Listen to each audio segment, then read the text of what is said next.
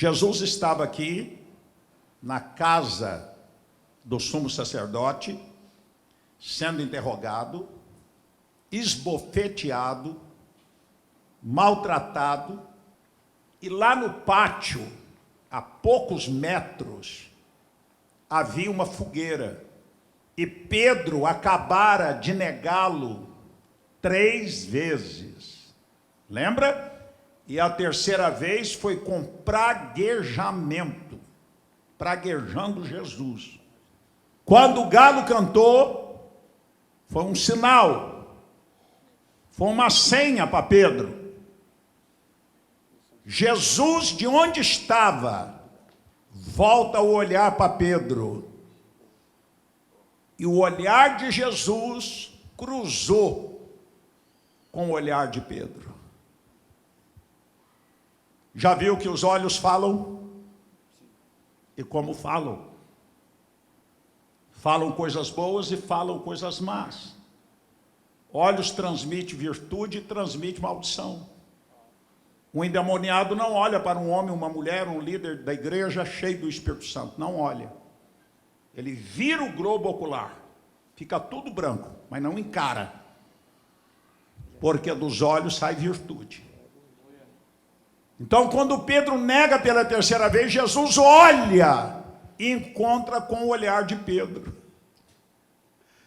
Já viu quando você olha para alguém está olhando para você? E os olhares se encontram? Foi isso. O primeiro passo da restauração foi o olhar penetrante. Jesus estava dizendo com os olhos: te avisei, te preveni, que antes que o galo cantasse, tu me negarias 3 vezes. O olhar de Jesus.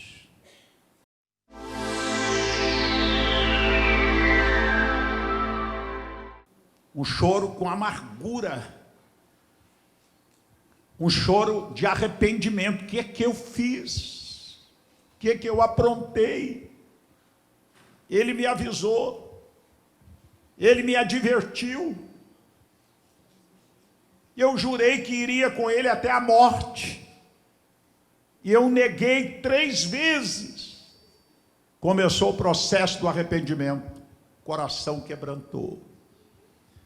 Perto está o Senhor daqueles que têm um coração quebrantado. Quando a pessoa se quebranta, ele está dando o primeiro passo em direção da restauração.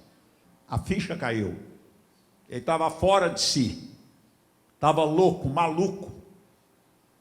Negando Jesus. Mas não ficou onde estava. Isso nos fala de decisão.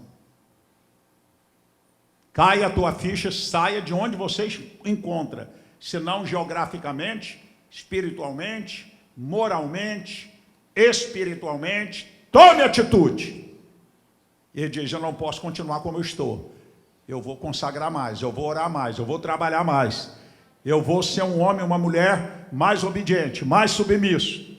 Aleluia! A ficha cai. Ô irmãos, coração que é perdoado, que estava com peso de culpa, de condenação, e a graça do Senhor vem, te restaura, te perdoa, você sente novamente, né, a conexão com os céus, com a igreja, com os irmãos. Isso traz uma alegria tremenda. Deus é um Deus de graça e de misericórdia. Se alguém aqui hoje precisa de restauração, em alguma área, voltar ao estado original, o mesmo Senhor está lhe dando oportunidade de você dar o primeiro passo nesta noite em direção da restauração.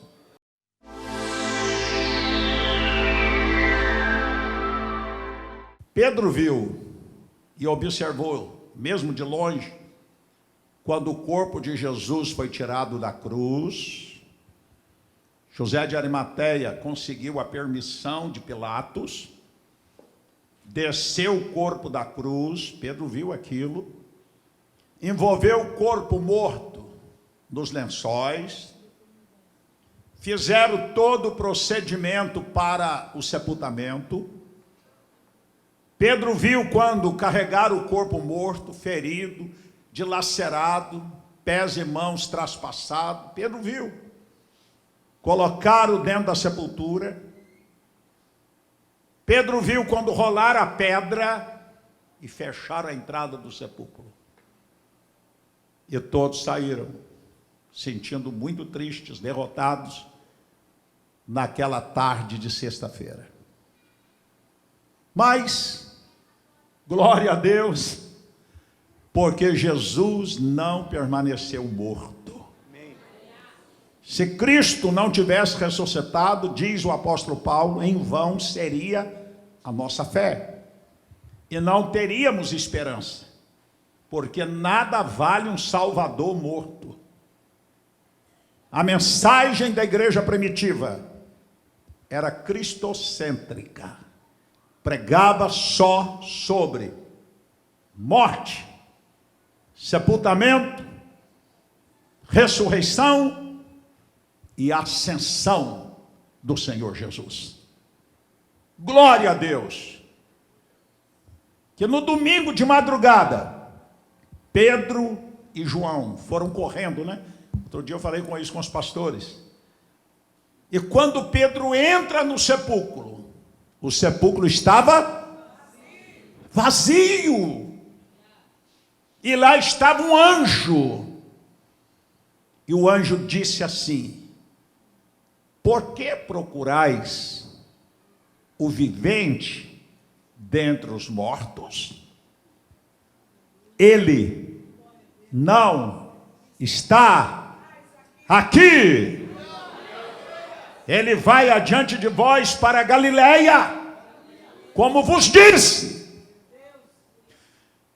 Aquilo impactou Pedro, o sepulcro vazio. O milagre da ressurreição tinha acontecido. Ô irmãos, isso é extraordinário, glorioso, mexeu com ele.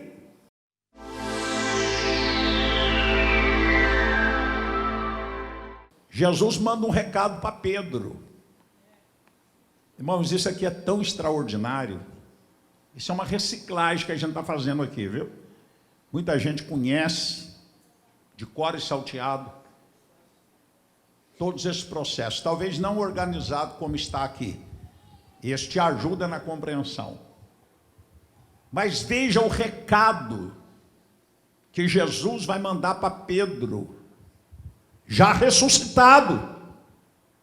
Isso aqui é extraordinário, é glorioso, é maravilhoso, e vai demonstrar o seu imenso, incomparável, imensurável amor. Escuta, Jesus ressuscitado manda o recado através de Maria Madalena: ide e dizei aos seus discípulos.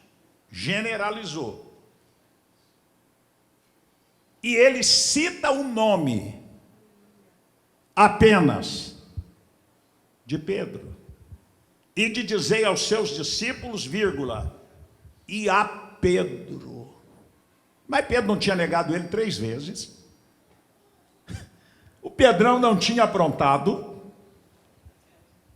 O Pedrão tinha negado, jurado, praguejado, amaldiçoado. E agora Jesus cita o seu nome. Diga aos meus discípulos. Diga a Tiago, diga a João, diga a André, diga a Felipe. Só que ele não citou o nome. Diga aos meus discípulos, vírgula, e a Pedro. Ele não havia desistido de Pedro. Ele não havia aberto mão de Pedro. Ele não havia desprezado a Pedro. E diga a Pedro, que eu quero vê-lo lá na Galileia. Irmãos, de Jerusalém a Galileia são 160 quilômetros. 160, eu fiz isso de avião não, de ônibus, com grupo. Aproximadamente 160 quilômetros. Jesus está dizendo para eles: olha, você sai aqui agora de Jerusalém e vá para a Galileia, lá eu os verei. Jesus queria ver Pedro lá na Galileia, como também os demais, mas Pedro ele chamou pelo nome, porque ele tinha uma coisa especial para tratar com ele. Jesus não desistiu de você, apesar de você. Deus não desistiu de nós, apesar de nós, das nossas fragilidades, das nossas deficiências, às vezes já como obreiro, como ministro, como líder. Pedro já era apóstolo e tinha acontecido o que aconteceu, mas Jesus não abriu mão, não desistiu. Ele nunca desiste de nós. Ele diz assim: todo aquele que o Pai me der, virá a mim, e o que vem a mim, eu não lançarei fora. O outro verso diz assim: ninguém pode arrebatar os meus das minhas mãos, porque o Pai que me deu é muito mais poderoso que eu. Digam glória a Deus, irmão.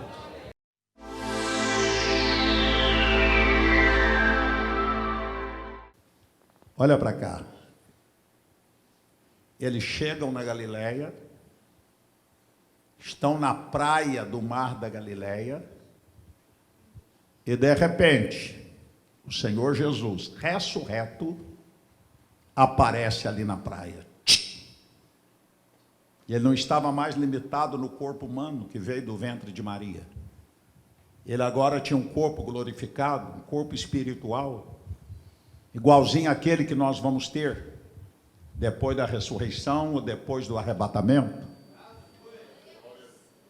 Aleluia, era um corpo, não era espírito, não era fantasma, não era vento. Ele comeu. Ele chegou a comer pão e peixe ali na praia do Mar da Galileia, está aí no capítulo 21 de João. E de repente, Jesus levanta, caminhando, posso imaginar com passos lentos, com olhar fixo, em quem? Em quem? Quem estava lá esperando por ele? Os discípulos e Pedro. Jesus veio caminhando, irmãos. Ele está caminhando aqui, ele anda entre os castiçais. Ele caminha entre a igreja. Caminha e olha, e olha, e olha cada um de nós. Jesus vem e para a poucos centímetros de Pedro. Já pensou? Nariz com nariz. Olho no olho. Imagine como Pedro ficou. Qual era a expectativa? Uma bronca, uma briga. Talvez ele esperasse que Jesus dissesse: Pedro, que papelão. Pedro, o que você fez, rapaz? Eu não te avisei, seu cabra. Nada disso. Jesus não esmaga a cana quebrada. Jesus não apaga o pavio que fumega. Que Deus nos enche da sua graça e que sejamos assim como servos. Nunca desista, Deus pode transformar a pessoa. Nunca desista, tem jeito, vai dar certo. Profetiza, Deus não criou teus filhos para o inferno. Teus filhos não são maldição e não pertencem ao diabo. Pode estar enfrentando uma fraqueza, uma circunstância, uma situação, mas olhe para o vale de ossos secos e chame, proclame, declare vida, mudança e santidade. Não rogue praga, não amaldiçoe, não deixe o diabo usar a tua palavra em posição de autoridade para amaldiçoar teu filho, tua filha, teu marido, tua esposa, teu parente, teu discípulo, em nome de Jesus. Às vezes a fragilidade da natureza humana quer levar a pessoa a isso. E até isso Jesus entende. Mas ele tem graça para aquele que também, no momento de fraqueza, abriu a boca precipitadamente. E ele vai te dar graça para você retirar o que você semeou. Quem recebe, diga amém. Jesus tinha tudo para ter dado o maior brigueiro com Pedro. Olho no olho, nariz com nariz. E Jesus só pergunta: Pedro, tu me amas?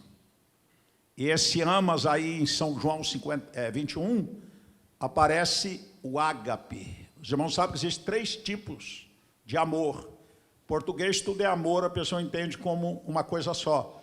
Mas no grego não, tem 3 palavras para amor, 3 tipos de amor. O amor filios, que é o amor fraternal. O amor eros, que é de marido para esposa. E o amor ágape. O que aparece no original é: tu me amas com amor ágape. Tu me amas com amor sacrificial, de entrega sem esperar receber algo, que dedica pela felicidade do outro. Que Deus nos ajude. Pedro, tu me amas? E ele: Senhor, tu sabes. Eu errei, eu fracassei, eu tropecei. Isso não está escrito, eu estou conjecturando. Mas tu sabes que eu te amo. Passou um pouquinho, Jesus volta de novo, irmãos. Outra vez, nariz com nariz, olho no olho. Pedro, amor ágape. E ele: Senhor, tu sabes todas as coisas, tu sabes que eu te amo. E ele começa a chorar e diz: Senhor, 3 vezes. Sabe por que Jesus perguntou 3 vezes? Quem já deduziu aí? Por que perguntou 3 vezes? Ele teve que reafirmar 3 vezes. Porque ele havia negado 3. Para cada negativa, uma afirmativa.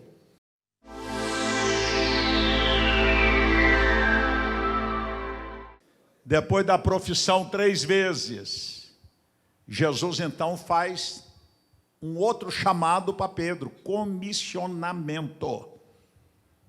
E aí Jesus dá uma profecia. Prestou atenção na profecia? Jesus está dizendo a Pedro: quando tu eras novo, tu ias para onde queria, decidia a sua própria vida. Mas Pedro, vai chegar um tempo, quando você estiver velho, que vão te levar para um lugar que tu não queiras ir, mas tu serás levado. Jesus estava profetizando com que tipo de morte Pedro iria glorificar a Deus. E os irmãos sabem como Pedro morreu? Esse homem amadureceu tanto, se apaixonou tanto pelo Senhor, ficou tão convicto das coisas eternas, como que apalpando nelas, que quando Pedro foi preso em Roma, por causa do Evangelho, e foi sentenciado à morte por crucificação, quando ele ia sendo crucificado, a história extrabíblica conta que ele fez um pedido para os seus algozes. Ele disse assim: eu não sou digno de morrer como o meu mestre morreu. Crucifica-me de cabeça para baixo. Uau! Foi disso que Jesus estava falando. Que mudança, que transformação de um homem volúvel, instável, fraco, transformou-se nesse herói. E hoje todos nós lemos a primeira e a segunda epístola de Pedro e regozijamos com a edificação das palavras reveladas por ele. Irmão, você faz duas coisas com uma mensagem quando você ouve. Ou você diz, é para mim, é comigo, segura, toma posse, ou então entra aqui e sai ali. Por isso a diferença no auditório. Alguém que é edificado, alguém que é abençoado, alguém que toma atitude e alguém que é um mero ouvinte espectador.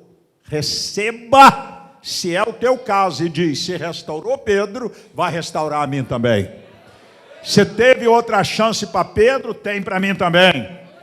Se ele se transformou num herói da fé, eu também serei um herói ou uma heroína da fé. No nome precioso de Jesus de Nazaré.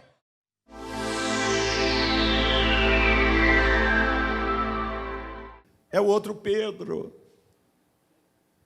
Depois do capítulo 21 de João, né? Jesus dá ordem, ficar em Jerusalém, até que do alto sejais revestidos de dunamis, poder explosivo. Aleluia! E eles vão para o cenáculo e ficam 10 dias. Culto que durou 10 dias, não 10 horas, 10 dias, orando e adorando, esperando a chegada do Consolador. E o Espírito veio. Pedro foi revestido, bem como 120 que ali estavam. Mas olha agora, irmãos, é outro homem. A fisionomia era a mesma, o aspecto era o mesmo, mas dentro de Pedro tinha mudado e mudado tudo. O Espírito Santo estava dentro dele e sobre ele.